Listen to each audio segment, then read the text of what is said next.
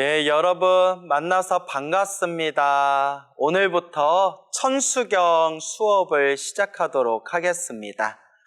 우리 불자라면 반드시 외워야 될 세 가지가 있다고 했죠? 그래서 예불문, 천수경, 반야심경, 이 세 가지는 반드시 외워야 된다. 한국의 불자라면 예불문, 천수경, 반야심경은 필수로 외워야 된다라는 말씀을 드렸습니다. 자, 그래서 우리가 앞에서 예불문 공부는 했고 또 이어서 천수경 공부를 하도록 하겠습니다. 여러분들 천수경, 여러분들 그 집에 법요집 있죠? 집에 법요집 천수경도 있을 것이고 인터넷으로 천수경 찾아보시면 돼요. 이 천수경을 인터넷에서 찾아서 프린트해서 보셔도 되고, 그리고 또 여러분들이 보시는 영상에 이제 천수경 그 자막이 나오니까 그걸 보셔도 이제 아무런 문제가 없겠습니다. 그래서 천수경 공부를 시작하게 될 텐데, 천수경이 하나하나 세심하게 따지면 할 말이 굉장히 많아요. 굉장히 짚어볼 게 많은데 너무 깊이 들어가면 또 사람들이 헷갈려하거나 잘 못 따라오더라고요. 그래서 좀 쉽게 이 천수경은 이런 뜻입니다. 이런 내용으로 구성되어 있습니다. 라는 그런 어떤 천수경에 대한 전체적인 흐름을 파악하는 그런 선에서 이렇게 가벼운 마음으로 공부하도록 하겠습니다. 먼저 천수경이라는 것은 옛날 옛적부터 있었던 경전이 아니에요. 천수경이라는 것 자체는 우리 한국 불교에만 있어요, 여러분. 천수경에 나오는 내용들은, 천수경 나오는 문장 모든 문장은 이제 모두 부처님 경전이나 큰 스님 법문에 나오는 내용들인데, 우리가 보고 있는 이 천수경이라는 책 자체는 한국 불교에서 만들어진 책이에요. 더 정확히 말하면 팔만대장경에서 제일 좋은 내용들만 추려가지고 우리 불자님들이 독송하기 편하게 이렇게 짜임새 있게 편집해서 만들어 놓은 불자 독송용, 불자님들 기도용 이 의식이 바로 천수경이 되겠습니다. 그러니까 천수경, 쓰니 천수경은 부처님이 언제 설하셨어요? 라는 말은 맞지가 않는 거예요. 왜냐? 천수경이라는 경전 자체가 원래 있었던 불교의 좋은 내용들을 이렇게 이제 편집해가지고 하나로 묶어서 엮은 책이다. 우리가 천수경을 같이 공부하면서 느끼시겠지만 천수경 자체가 아주 짜임새가 있어요. 아주 체계적이고 짜임새가 있고, 또 우리 불자님들이 어떤 마음으로 살아야 될 것인가, 불자로서, 불제자로서 어떤 마음으로 우리가 부처님의 가르침을 닦을 것인가 라는 모든 중요한 기준이 이 천수경 안에 다 있습니다. 그래서 천수경은 원래 옛날부터 부처님 때부터 내려온 경전이 아니다. 팔만대장경에 있는 좋은 내용들을 뽑아서 새롭게 한국 불교에서 새롭게 편집한 경전, 한국 불교에만 있는 경전이 천수경이다. 물론 천수경 안에 있는 내용은 이미 다른 경전에 있는 것들입니다. 다른 경전에 있는 내용들을 이렇게 이제 뽑아다가 지금의 천수경으로 만들어졌는데, 지금으로부터 약 100여 년 전쯤부터 천수경의 원형이 되는 그런 어떤 의식과 의례를 발견할 수가 있고, 지금 우리가 보고 있는 천수경으로 완전히 이제 딱 편집되어져서 불자들에게 이제 공개가 된 것은, 그러니까 지금의 천수경의 모습을 그대로 담고 있는 것은 약 50년 전부터인 것 같다. 등등의 여러 설이 있습니다. 다만 중요한 거는 지금 우리가 보고 있는 이 천수경, 현재 보고 있는 천수경 책 자체가 지금 우리가 보고 있는 형태로 만들어진 게 100년이 채 되지는 않는 것 같다.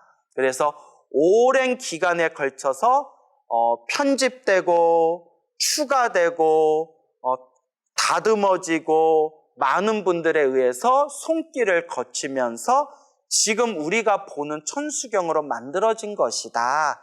이렇게 이제 머릿속에 정리하시면 되겠습니다. 그리고 천수경 자체가 우리 한국 불교의 큰 스님들이 팔만대장경에서 우리 불자들이 꼭 알아야 할 좋은 내용들을 뽑아가지고 편집해서 만든 게 천수경이잖아요. 그래서 내용이 참 좋아요. 내용이 참 좋습니다. 그래서 저도 처음에 천수경 외울 때에는 천수경을 좀 우습게 봤거든요. 왜냐하면 천수경은 우리 불자들이 기본적으로 다 외워야 되는 경전이기 때문에 천수경을 좀 우습게 보고 가볍게 보는 그런 마음이 없지 않아 있었는데, 나중에 천수경 공부하고 난 뒤에 무슨 금강경도 공부하고 법화경도 공부하고 이런저런 부처님 말씀을 공부한 뒤에 훨씬 나중에 천수경을 다시 살펴보니까 천수경 안에 다 들어있구나. 우리 불자가 어떤 마음으로 닦아야 되는지, 우리 불제자가 어떤 마음으로 부처님 가르침을 닦아야 되는지, 그게 이 천수경에 다 들어있구나 라는 것을 느끼게 되었습니다. 그래서 제가 불자님들께 늘 드리는 말씀이, 우리 불자가 꼭 알아야 할, 불자로서 꼭 알아야 할 가장 기본적인 가르침은 예불문 천수경 반야심경 안에 다 들어있다라는 말씀을 드립니다. 예불문 천수경 반야심경 안에 불자로서 꼭 명심하고 되새기고 알아야 할 내용들이 다 담겨져 있고, 우리 불자들이 천수경에 나온 것처럼만 살아도 우리는 벌써 다 도인될 겁니다. 그래서 천수경을 절대 우습게 볼 경전이 아닙니다. 물론 저도 처음에는 천수경을 그냥 우습게 여겼지만 부처님의 경전을 공부하면서 몇 년이 지난 뒤에 다시 천수경을 살펴보면, 좋은 내용이 천수경 안에 다 들어있었네. 우리 불제자가 닦아야 할 이 마음가짐, 그것이 천수경 안에 다 있었구나라는 것을 그렇게 이제 뼈저리게 느끼게 됩니다. 그러니까 여러분들도 저와 함께 이제 천수경을 한 구절 한 구절, 한 문장 한 문장 공부하게 되실 텐데, 편안한 마음으로 공부하시되 이 천수경에 나와 있는 내용이 우리 불자들이 평생 명심하고 평생 되새겨야 할 아주 중요한 내용이다. 이것을 꼭 명심하시길 바랍니다. 그래서 이제 천수경을 공부할 텐데 여러분, 한자 원문으로 볼 거예요. 한자 원문, 한문으로 된 문장을 제가 한 글자 한 글자 손으로 짚으면서 해석을 해드릴 거예요. 여러분, 번역이라는 게 참 어렵더라고요. 그래서 번역은 완전한 번역, 완벽한 번역은 없습니다. 하나의 문장을 번역할 때에도 복잡한 문장, 좀 복잡한 문장일수록 번역하시는 분들이 어떤 의도로서 번역하느냐, 어떤 관점으로서 번역하냐에 따라서 조금씩 내용이 달라지게 돼요. 예를 들어 어떤 단어를 선택해서 번역하느냐, 어떤 어휘를 써서 번역하느냐, 저마다 바라보는 관점이 다르거든요. 그래서 우리 불교 서점에 가면 시중에 불교 서점에서 지금까지 나온 천수경 해설서만 해도 수십 종이 넘어요. 천수경 해설서가 굉장히 많습니다. 제가 가지고 있는 천수경 해설서만 하더라도 10권이 넘거든요. 그런데 그 천수경을 해석하신, 천수경을 한글로 번역한 큰 스님들의 그 한글 번역본을 비교하면서 보면 저마다 개성이 다 다르세요. 학자들마다, 어른 스님들마다 혹은 불교 공부를 해서 천수경을 번역한 그런 어떤 불교 신자라든가 저마다 자신의 심혈을 기울여서 문장 하나하나 번역을 했겠지만 저마다 조금씩 개성이 다릅니다. 근데 원래 그런 거예요. 원래 번역이라는 것은 제2의 창작이다라는 말이 있지 않습니까?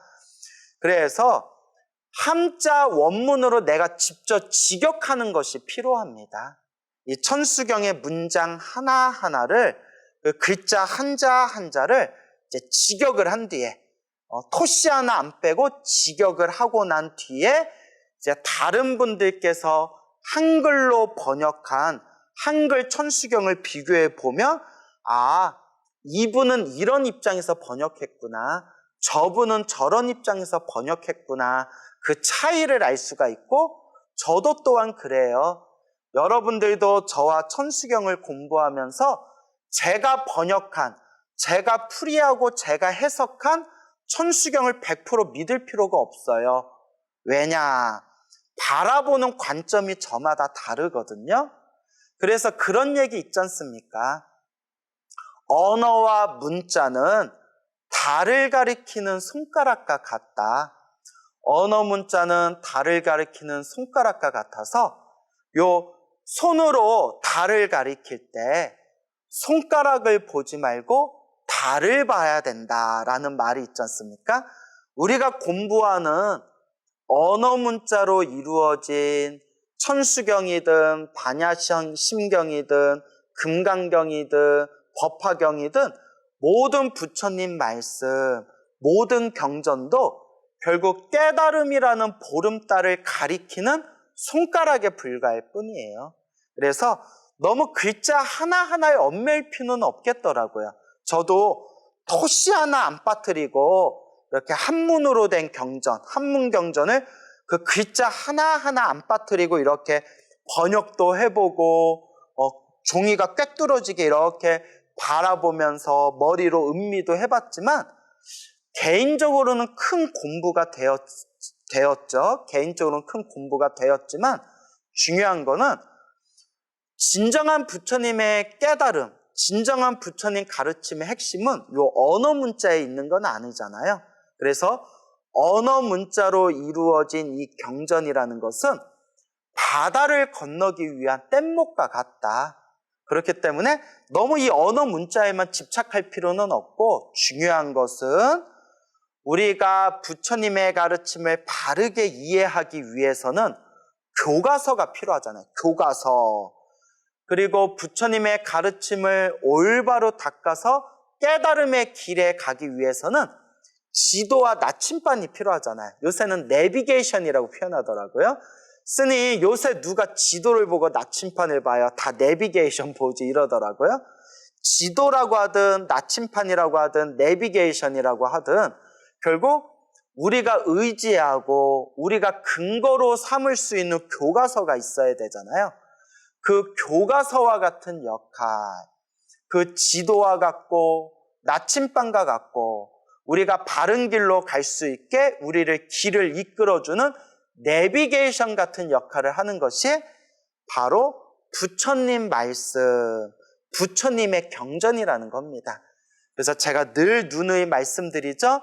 우리가 올바르게 부처님 가르침을 공부할 때 반드시 중요한 기준이 부처님의 경전, 부처님의 말씀, 부처님의 경전과 부처님의 말씀을 근거로 삼고 부처님의 말씀, 부처님의 경전을 의지해서 닦아야 된다. 단, 결국 부처님의 말씀과 부처님의 경전도 바다를 건너기 위한 뗏목과 같다는 거예요. 그러니까 우리가 바다를 건너는데 섬에 도착하기도 전에 뗏못을 버려버리면 어떻게 되겠어요? 섬에 도착하기도 전에 바다 위에 있는데 뗏못을 버려버리면 바다에 꼬르륵 하고 바닷속에 빠져서 물에 빠져 죽는 거예요. 그와 같이 우리가 부처님과 같은 완전한 깨달음을 얻기 전까지는 이 경전의 가르침을 버려서는 안 됩니다. 그렇지만 뗏못을 타고 섬에 도착할 때에는 이미 목적지에 도착했고 바다를 건너왔으니까 바다 건널 때 필요한 이 뗏못은 더 이상 필요가 없겠죠. 그때는 놓아버려도 되는 거예요. 그와 같이 언어 문자로 이루어진 부처님 경전, 부처님의 말씀도 깨달음이라는 길에 도착할 때까지는 우리들의 교과서고 또한 지도와 같고 나침반과 같다. 하지만 완전한 깨달음을 얻고 난 뒤에는 이제 그때는 경전을 놓아버려도 되는 거죠. 하지만 우리는 아직 못 깨달았잖아요. 내가 깨달았는지 안 깨달았는지 알 수 있는 방법이 있어요. 아주 쉬워요. 마음을 한번 보세요, 여러분. 여러분 마음을 보고 지금까지 여러분들이 살아왔던 내 자신의 삶을 한번 살펴보세요. 나에게 탐욕이 있는가 없는가? 나에게 성냄이 있는가 없는가? 나에게 어리석음이 있는가 없는가? 탐욕과 성냄과 어리석음, 탐, 진, 치, 삼독이 티끌만큼이라도 있는가 없는가? 이것을 여러분들이 내 자신을 속이지 말고 있는 그대로 한번 바라보세요.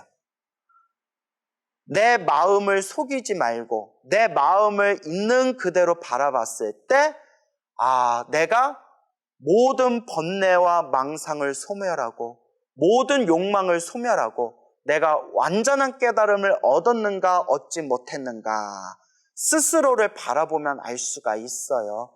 그런데 만약에 탐욕과 성냄과 어리석음이 아직도 남아있는데 나는 깨달았다 하는 사람이 있으면 둘 중에 하나예요.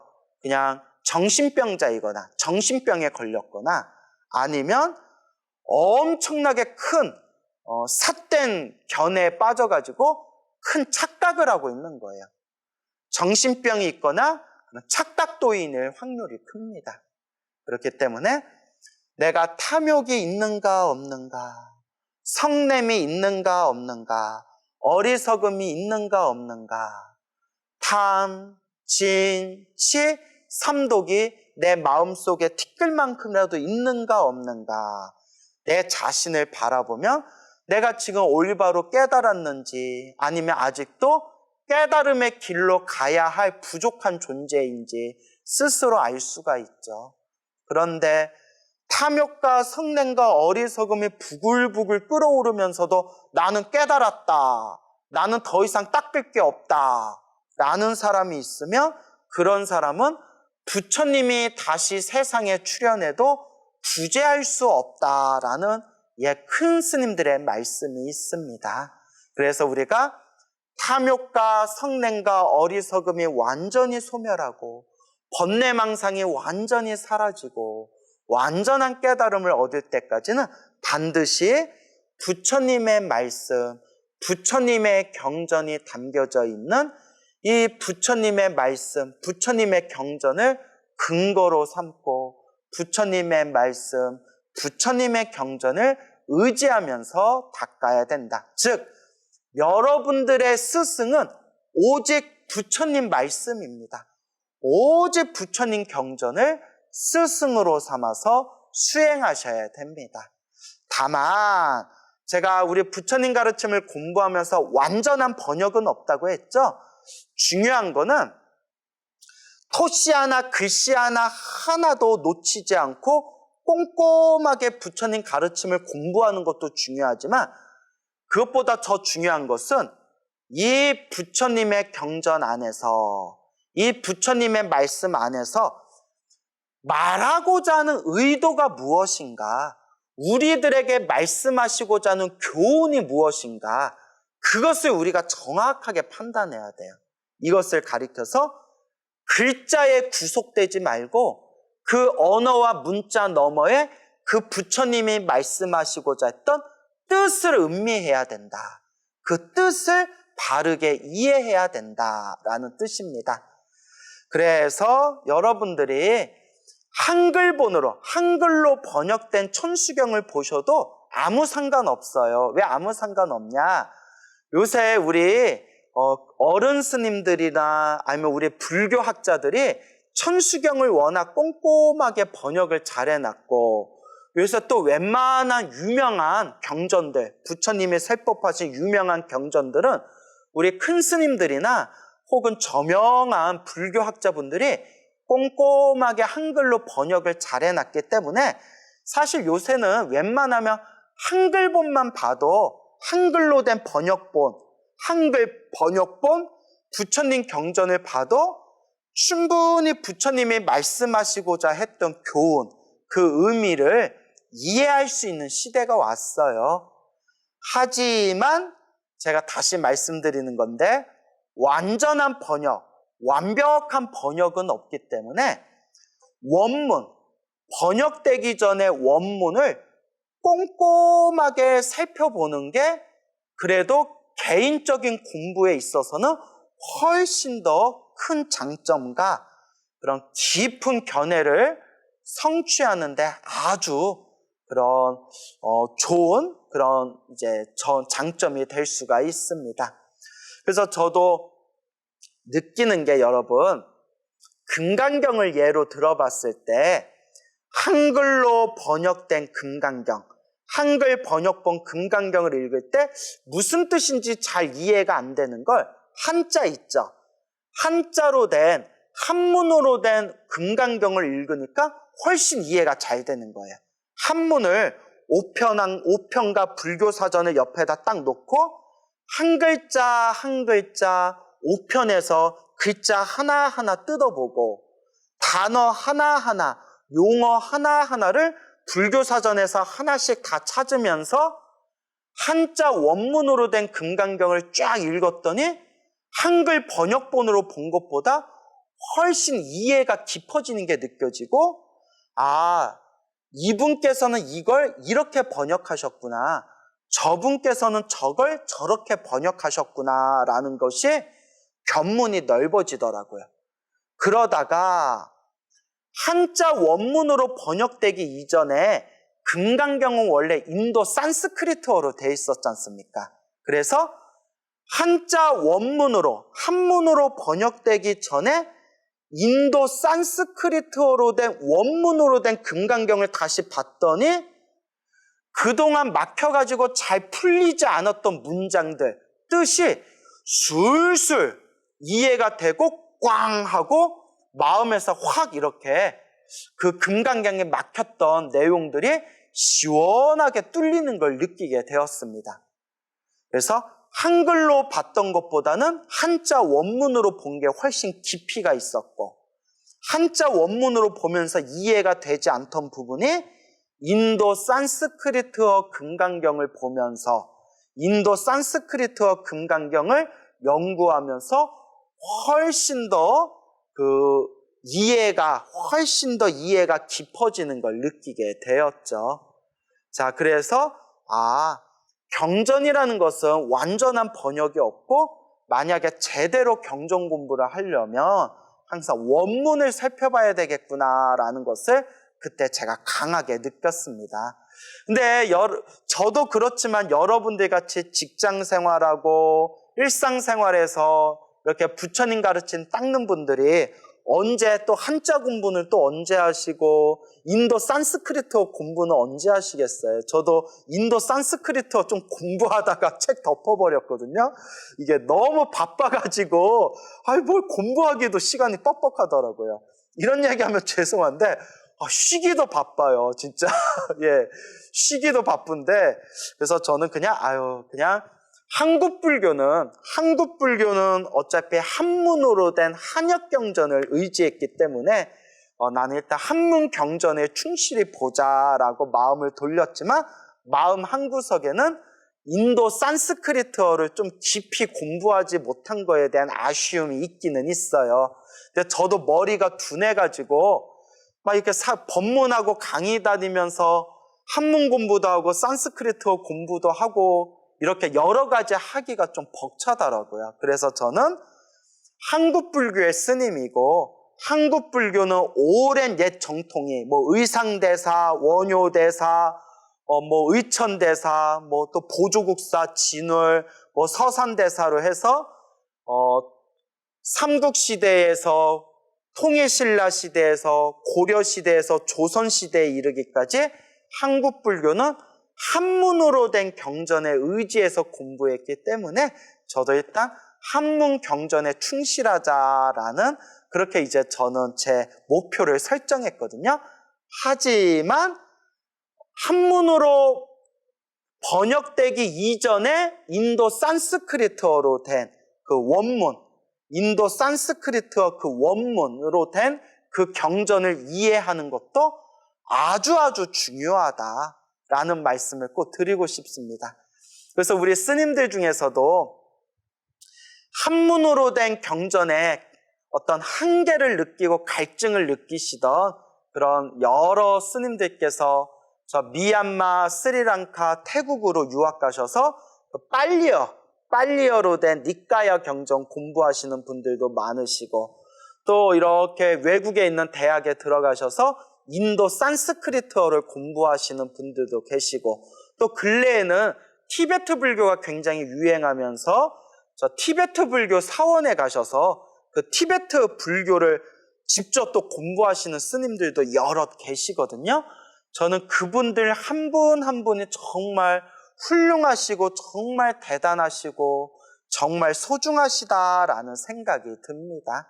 그래서 고루고루 부처님 가르침을 공부하되 이제 결론은 그 언어와 문자를 떠나서 부처님이 정말 우리들에게 말씀하시고자 했던 그 진정한 의미, 그 뜻과 교훈이 무엇인가, 그것을 살펴보고 음미하고 사유하고 실천하는 것, 이게 가장 중요하다. 그래서 손가락으로 달을 가리킬 때 손가락을 보는 것이 아니라 달을 볼 줄 알아야 된다. 달을 봐야 된다.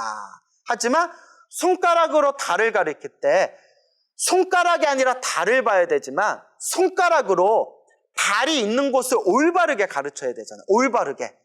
달이 동쪽에 떠 있는데 서쪽으로 손가락질하면 사람들은 엄한 데 볼 거 아니에요. 결국 손가락 역할을 하고 있는 이 언어와 문자로 이루어진 부처님의 말씀, 부처님의 경전, 이 부처님의 교가서. 자, 그래서 이 부처님의 지도와 나침반과 같은 이 가르침을 먼저 올바르게 잘 이해해야 우리가 달도 똑바로 볼 수 있고 깨달음의 갈도 올바로 갈 수 있고 바다를 안전하게 잘 건너서 우리가 가고자 하는 섬에 무사히 올바르고 정확하게 도착할 수가 있는 것이다 라는 말씀을 드리고 싶습니다, 여러분. 자, 그래서 이제 천수경 한자 원문을 한 글자 한 글자 살펴볼 테니까 여러분들이 나중에 한글로 번역된 다른 천수경하고 비교해 보면서 이 책에서는 이런 관점에서 번역했구나. 광우 스님은 요 헬로부타 TV에서 천수경을 번역할 때, 해석할 때 이런 관점에서 해석했구나. 그 미묘한 차이를 이렇게 살펴보면서 그렇게 천수경에 대한 그런 내용, 천수경에 담겨져 있는 그 뜻과 가르침을 이렇게 마음에 되새기면서 이렇게 부처님의 가르침을 공부해 나가시기 바랍니다. 천수경, 천수라는 뜻은 천수천안, 관세음보살님의 준말입니다. 천수천안 관세음보살. 여러분, 관세음보살 다 많이들 들어보셨죠? 우리 대승불교의 불자들이 가장 좋아하시는 보살님이 바로 관세음보살님이세요. 관세음보살님은 자비를 상징하시는 보살님이시고, 그래서 대자대비, 크나큰 자비를 상징하시는 보살님, 그리고 구고구난, 괴로움에서 구해주시고 어려움에서 구해주신다, 고난에서 구해주시는 보살님, 그리고 우리 불자들의 소원을 성취해 주시는 보살님, 이와 같이 우리 대승불교의 불자님들이 가장 좋아하는 보살님 1위를 손꼽으라고 한다면 바로 관세음 보살님이지 않을까 싶을 정도로 가장 인기가 많은 보살님이죠. 그래서 이 관세음 보살님은 여러 가지 모습으로 중생들 앞에 몸을 놔두신대요.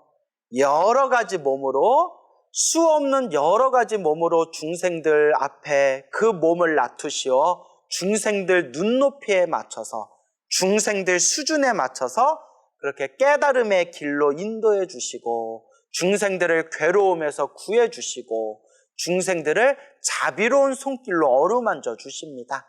그 관세음보살님을 상징하는 모습 중에 하나가 천수천안이라고 합니다. 천수천안, 1000개의 손을 갖추시고 1000개의 눈을 갖추셨다라는 뜻입니다.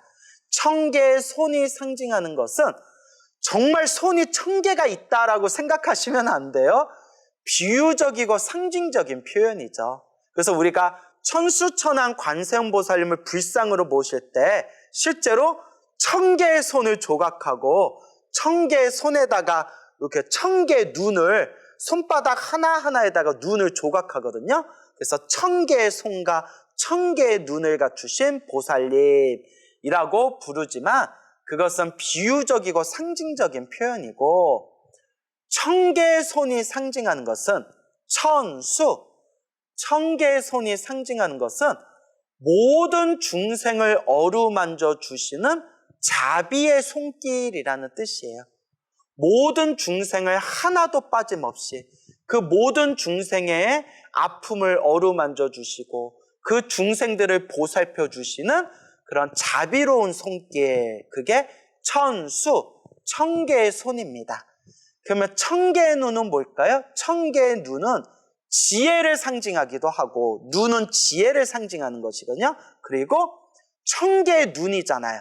1000개의 눈이니까 단 하나도 빠짐없이 모든 세계, 모든 세상의 중생들을 하나도 빠짐없이 다 비춰보신다라는 뜻이 천안, 1000개의 눈이 되는 겁니다. 천수천안, 1000개의 손을 갖추시고 1000개의 눈을 갖추시다. 그래서 천수, 1000개의 손은 하나도 빠짐없이 모든 중생들을 어루만져 주시는 자비의 손길, 1000개의 눈은 하나도 빠짐없이 모든 세계, 모든 세상 그 중생들을 비춰보시는 지혜의 눈길, 그것이 천수천안이 되겠습니다. 한마디로 천수는 1000개의 손은 자비를 뜻하고 1000개의 눈은 천안, 1000개의 눈은 지혜를 뜻합니다. 그래서 지혜와 자비, 우리 불교의 핵심이 무엇이냐, 이 팔만대장경 불교의 핵심이 무엇이냐 하면 여러 가지 답이 있는데 그 중에 모범답안 중에 하나가 지혜와 자비라고 부릅니다. 지혜와 자비. 스님, 불교의 핵심이 무엇입니까?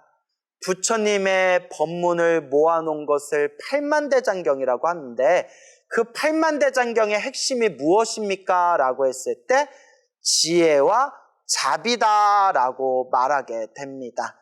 그래서 이 지혜와 자비, 그 지혜와 자비를 상징하시는 천수천안, 관세음보살, 관은 볼관자예요.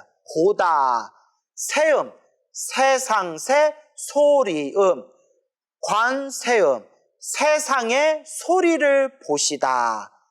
세상의 소리를 듣는 게 아니라, 귀로 듣는 게 아니라 세상의 소리, 이 세상에 있는 모든 존재, 이 모든 중생들의 소리를 꿰뚫어 보신대요. 즉 귀로 듣는 게 아니라 이 세상의 모든 소리를 마음으로 다 꿰뚫어 보신다는 거예요. 하나도 빠짐없이 이 세상의 모든 소리, 그 중생들의 마음의 소리, 이 세상의 모든 그런 소리를 다 꿰뚫어 보시는 보살님, 그게 관세음 보살님입니다. 보살이란 뜻은 앞에서 예불문에서 다 설명을 드렸습니다. 기억나시죠? 그래서 여러분 천수경 공부하시기 전에 우리 헬로부타 TV에 올라와 있는 그 예불문 수업부터 먼저 찬찬히 꼼꼼히 보시고 예불문 수업에서 천수경 수업으로 자연스럽게 넘어가는 거니까 그 예불문은 꼭 여러분들이 아직 듣지 못한 분들은 예불문부터 공부를 하시기 바랍니다. 보살, 이제 복습 삼아서 말씀드리면 산스크리트어로 보디사트바, 보디는 깨달음이란 뜻이고요. 사트바는 이제 중생이란 뜻이에요. 아직 중생이에요. 부처가 아직 안 됐고 아직 중생이에요. 보디사트바 하면 깨달음을 구하는 중생. 보디사트바를 4글자로 만들면 그 한문으로, 보디사트바를 한문으로 4글자로 만들면 보리살타, 보리살타를 다시 2글자로 만들면 보살이라고 부릅니다. 즉 보살이라는 뜻은 남자와 여자를 구분하지 않고 출가자와 재가자를 구분하지 않고 완전한 깨달음을 얻겠다, 성불하겠다, 부처가 되겠다, 위 없는 깨달음을 얻어서 모든 중생 제도하겠다라는 그런 위대한 서원, 그런 거룩한 발언을 하신 그런 대승불교의 거룩한 수행자를 보살, 보디사트바, 보리살타, 보살이라고 불리게 되는 겁니다. 근데 제가 보살도 등급이 있다고 했죠? 등급. 보살의 등급을 나누는 게 굉장히 많지만 너무 복잡하면 여러분들이 기억하기 어려우니까 그냥 딱 3가지로 정리해서 얘기하면 성불하겠습니다. 위 없는 깨달음을 얻어 모든 중생 제도하겠습니다. 거룩한 마음을 일으켰지만 탐욕과 성냄과 어리석음이 아직 강하며 보살은 보살인데 아직 수준이 낮은 소보살. 그 점점 수행이 깊어져서 탐진치 삼독의 힘이 점점 사라지고 지혜와 자비의 힘이 강하신 보살님들을 대보살, 이제 큰 보살, 대보살이라고 부르고 그 대보살님들 중에서도 거의 부처님과 같은 지혜와 자비와 신통과 복덕을 갖추신 거의 부처님과 거의 비등비등한 수준으로 그런 위대한 힘을 갖춘 거룩한 보살님들, 대보살님들 중에서도 으뜸이 되는 보살님들, 그분들을 보살 마하살이라고 부른다 라고 앞에 예불문 시간에서 다 설명을 드렸습니다. 그래서 천수, 천안, 관세음 보살, 이 천수, 천안, 관세음 보살님의 주인공으로 삼은 경전이 바로 천수, 천안, 관세음 보살, 경, 줄여서 천수경이라고 부르는 거예요. 천수경. 부처님의 말씀을 모아놓은 것을 경이라고 부릅니다. 그래서 경에는 날실이라는 뜻이 있어요. 실, 날실. 왜냐? 꽃을 실에다가 꿰어서 꽃, 아름다운 화환을 만들듯이 꽃 목걸이, 꽃걸이를 만들듯이 흩어져 있는 부처님의 말씀을 꿰어서 체계적으로 정리해 놓은 게 바로 경전이라는 뜻이에요. 경. 그래서 천수천왕 관세음 보살님의 에너지와 발언이 담겨져 있는 그 천수천왕 관세음 보살님의 그 주인공으로 삼고 있는 경이 바로 천수경이 되겠습니다. 그러니까 여러분, 천수경은 누구를 주인공으로 삼고 있다? 관세음 보살님을 주인공으로 삼고 있는 경전이에요.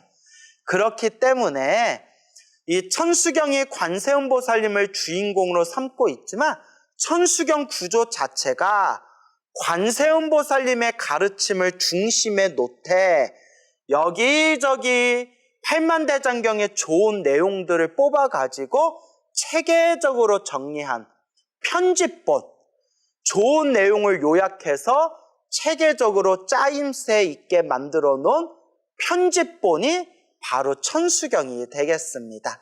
그래서 천수경의 천수가 천수천왕 관세음보살이라는 뜻이고, 그 천수천왕 관세음보살님의 가르침을 중심으로 삼은 그 경이 바로 천수경이 되는 것이구나, 이렇게 이해하시면 되겠습니다.